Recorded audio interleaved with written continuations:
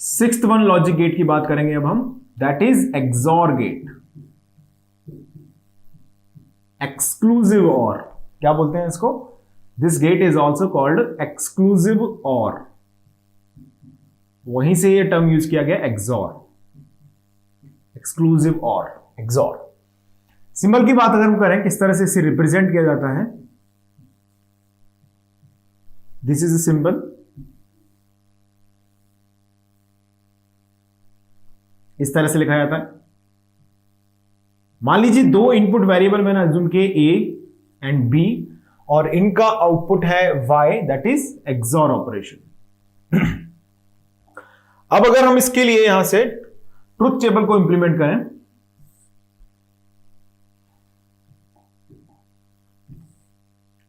So we are having two inputs, दो inputs हैं हमारे पास ए एंड बी और आउटपुट वाई। तो ए बी के कॉम्बिनेशन हो गए 4, ऐसे ही 0 0, okay, 0 1 1 0 and 1 1, 4 different combinations for input, and let's observe the output combinations. तो इसमें हमेशा एक्सॉर गेट के अंदर if A is not equal to B, ये चीज आपको याद रखनी है, then output Y will be logic 1। अगर ए की वैल्यू बी के इक्वल नहीं है तो आउटपुट वाई इक्वल टू 1 आएगा, okay.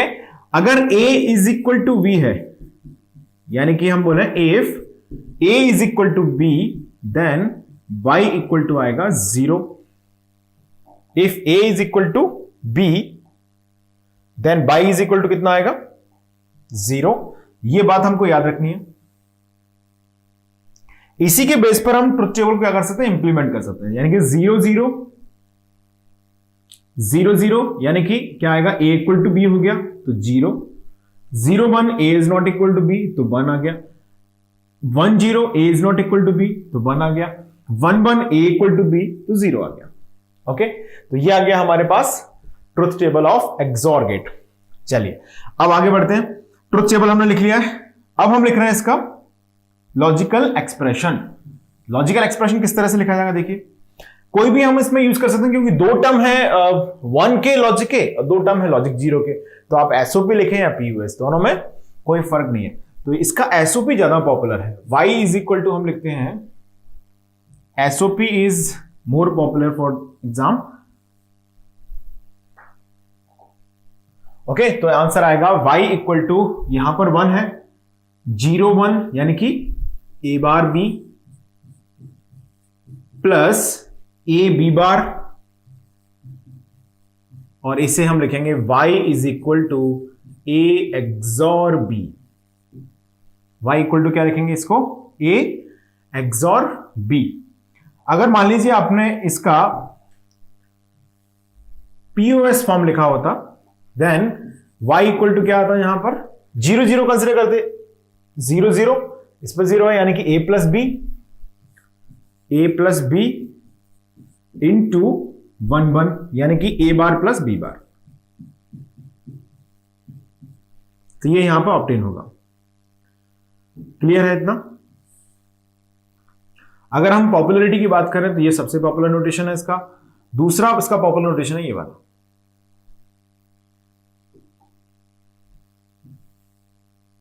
y equal to a bar b plus a b bar. तो ये हो गया इसका लॉजिकल एक्सप्रेशन। चलिए आगे बढ़ते हैं अब इसमें।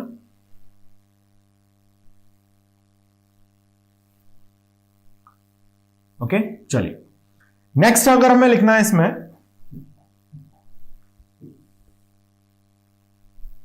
मान लीजिए हमने इसमें कोई भी एक इनपुट टर्मिनल को मैंने फिक्स कर दिया। जैसे मान लीजिए आपने यहां पर एक इनपुट टर्मिनल को फिक्स किया, सपोज लॉजिक 0 पर, और एक को हमने रखा वेरिएबल a पर एक्सॉर गेट के अंदर, ठीक है। दूसरा मैंने कंडीशन ले रहा हूं यहां पर, दिस टाइम अब मैं y की वैल्यू लिखने के लिए इस बार इसको 1 पर फिक्स कर रहा हूं और यहां पर मैं वैल्यू ले रहा हूं a। अब जरा बताइए क्या आंसर आएगा फर्स्ट कंडीशन में। स्क्रीन को रोकें और ऑब्जर्व करके आंसर करें फटाफट से। y की वैल्यू यहां पर क्या जनरेट होगी? a is equal to 0 assume कर लेते हैं। 0 अज्यूम करेंगे जब a की वैल्यू को, तो ऑब्वियस है हम क्या लिखेंगे? a इज इक्वल टू 0 मतलब कॉम्बिनेशन देखो, ये याद रखो, a is not equal to b, y is equal to 1, a is equal to b, y equal to 0। तो अगर हम वापस से इस पे आते हैं तो यहां से अगर हम ऑब्जर्व करें 0 मतलब 0 0 मतलब y इक्वल टू आएगा 0। 1 आपने लिखा तो 1 0 मतलब y इक्वल टू आएगा 1, यानी कि y की वैल्यू वही आ रही है जो हम a मान रहे हैं, मतलब आउटपुट क्या आएगा, y इक्वल टू a आएगा। यानी कि in this condition this will act as a buffer. कैसे काम करेगा ये, एज अ बफर एक्ट करेगा, बफर। और अगर हम इसकी बात करते हैं y इसमें इस कंडीशन में क्या आएगा, तो a 0 माना तो आउटपुट आएगा 1, और अगर आप 1 मानेंगे इसे तो आउटपुट आएगा 0, यानी कि आउटपुट हमेशा क्या आएगा, y इक्वल टू a बार आएगा। इसको थोड़ा सा और हम समझने के लिए इस तरह से भी कई बार लिख लेते हैं। लेट्स सी, मान लीजिए मैंने ऐसे लिखा, ये क्योंकि थोड़ा सा पॉपुलर फॉर्मेट है, a XOR 0 कितना होता है, a XOR 1 कितना होता है, a XOR विथ a बार कितना होता है, a बार XOR विथ 0 कितना होता है, a बार XOR विथ 1 कितना होगा। इन सभी के आंसर आप जल्दी से फाइंड आउट करें, और मैं अब इन्हें सॉल्व करता हूं। स्क्रीन को रोकें, पॉज करें स्क्रीन को, फटाफट से इनके आंसर निकालें आप लोग। चलिए अब मैं सॉल्व करता हूं इसे। देखिए a XOR 0 जैसे कि हमने यहां पर भी किया है, तो आप क्या करेंगे, वेरिएबल की दो ही पॉसिबल वैल्यूज की हम बात करते हैं हमेशा डिजिटल के अंदर, या तो ये 0 होगा या फिर ये क्या होगा, 1 होगा, इसके बाहर तो कुछ जाना नहीं है। तो ऑब्वियस है कि जब हमें आप मालूम है कि a की वैल्यू 0 या 1 होने वाली है, तो आप क्या करें, कोई भी एक अजम्पशन मान लें a इक्वल टू 0 है तो 0 XOR 0 क्या आता है, 0। a इक्वल टू 1 है तो 1 XOR 0 क्या आता है, 1, यानी कि इसका आंसर वही आ रहा है जो a हमने माना है। अब इसमें देखिए जरा, a को आपने 0 माना तो 0 XOR 1 क्या आएगा, 1, 1 माना तो 1 XOR 1 आएगा 0, यानी कि इसका आंसर हमेशा क्या आने वाला है, a बार। अब इसमें a XOR a बार, अब आप a की वैल्यू को 0 मानेंगे तो 0 XOR 1 आएगा, इसका मतलब है 1, और यहां पर अगर आपने a की वैल्यू को 1 माना तो 1 XOR 0 आएगा, उसका मतलब भी क्या है, 1, यानी कि आंसर हमेशा क्या आएगा, 1 आएगा। आप कुछ भी a की वैल्यू को मान लें। तो ये भी काफी यूजफुल एक्सप्रेशन में से एक है। a bar XOR 0, just we have taken a complement, यानी कि यही वेरिएबल फिर से आ जाएगा यहां पर। a बार XOR 1 अगर हम करेंगे तो कॉम्प्लीमेंट ऑफ द कॉम्प्लीमेंट आएगा, मतलब इसका वैल्यू a हो गया। ये रिजल्ट्स आपको याद हो जाएंगे। एज सच इनको रटने की कोई ऐसी जरूरत नहीं है, बट आपको फ्यू सेकंड्स में इन्हें निकालना आना चाहिए, मतलब विद इन अ सेकंड मैं आपसे क्वेश्चन पूछूं और 1 सेकंड में आप इनको आंसर कर दें, ये हमें नीड है। अब आपको ऐसे रट्टा लगाने की इनके लिए कोई जरूरत नहीं है। These are just logical expressions, और आप जब प्रैक्टिस करते हैं धीरे धीरे तो सभी लॉजिक्स जो हैं वो आपको समझ में भी आते हैं और क्लियरली हम लिख भी सकते हैं अकॉर्डिंगली। तो ये यहां पर कंप्लीट हुई बात। चलिए अब हम आगे, चर्चा का विषय हमारा है commutative law and associative law. So next लिखेंगे आगे इसमें कॉम्यूटेटिव लॉ। कॉम्यूटेटिव लॉ जो कि हम पहले भी समझ चुके हैं, क्या बोलते हैं इसमें कि a XOR b हम कर रहे हैं, क्या ये इक्वल है b XOR a के? हाँ जी बिल्कुल इक्वल है। XOR gate always follows the commutative law. XOR gate जो है वो हमेशा कम्यूटेटिव लॉ को फॉलो करता है। क्लियर है इतनी बात? ओके। अब हम बात करते हैं एसोसिएटिव लॉ की। क्या ये एसोसिएटिव लॉ फॉलो करता है? एसोसिएटिव लॉ का मतलब क्या हो गया, आपने एक 3 इनपुट XOR गेट लिया। क्या लिया हमने यहां पर, एक 3 इनपुट XOR गेट लिया। 3 इनपुट्स हमने लिए A, B and C, 3 inputs लिए, और इन तीनों का आउटपुट हमने लिखा तो आया y इक्वल टू क्या आएगा, obviously A XOR B XOR C, ये आउटपुट आ गया हमारे पास। ओके। अब अगर मान लीजिए मैं यहां पर एक 2 इनपुट XOR गेट ले लूं, this is where A and B are getting XOR, okay, और इसको हम XOR ऑपरेशन करें with another variable C, another variable C, A, B and C, तो यहां पर जनरेट होगा आउटपुट Y। तो जो Y की वैल्यू होगी उसे हम कैसे लिखेंगे, पहले यहां पर A XOR B का रिजल्ट आ गया, ठीक है, इसके साथ एक्सॉर हो गया C, तो आंसर क्या आया? आंसर यहां पर आया हमारे पास A XOR B XOR C। तो क्या ये इसकी इक्वल है? यस, ये दोनों क्या है? इक्वल है। A XOR B XOR C is equal to A XOR B XOR C।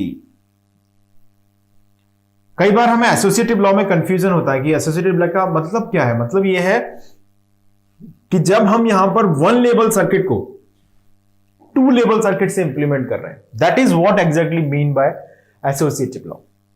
यानी कि हमारे पास जब वन लेवल सर्किट है, ये है इसकी टू लेवल सर्किट, तो आपने यहां पर इसे इंप्लीमेंट किया by using two level circuit. ज्यादातर लॉजिक गेट्स में हम प्रिफर करते हैं कि वन लेवल सर्किट से ही बनाया जाए उसे, क्योंकि प्रोपेगेशन डिले कम होगा। ओके, जल्दी स्पीड ऑफ रिस्पांस बढ़ जाएगा, जल्दी रिस्पांस आपको मिल जाएगा वहां पर।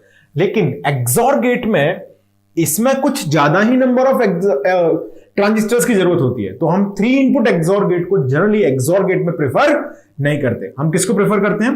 Bye designing it by using 2 input XOR gate. यानी कि जब भी हमें लॉजिक सर्किट में 2 इनपुट एक्सॉर गेट की जरूरत पड़ती है, देन वी यूज जब भी हमें 3 इनपुट एक्सॉर गेट की जरूरत पड़ती है, then we use 2 input XOR gate rather than using the 3 input XOR gate. Clear है इतनी बात सभी को, विदाउट एनी कंफ्यूजन? ओके, तो अभी हमने डिस्कस किया associative law, it follows the associative law, associativity इसके अंदर फॉलो होती है। क्लियर? ओके,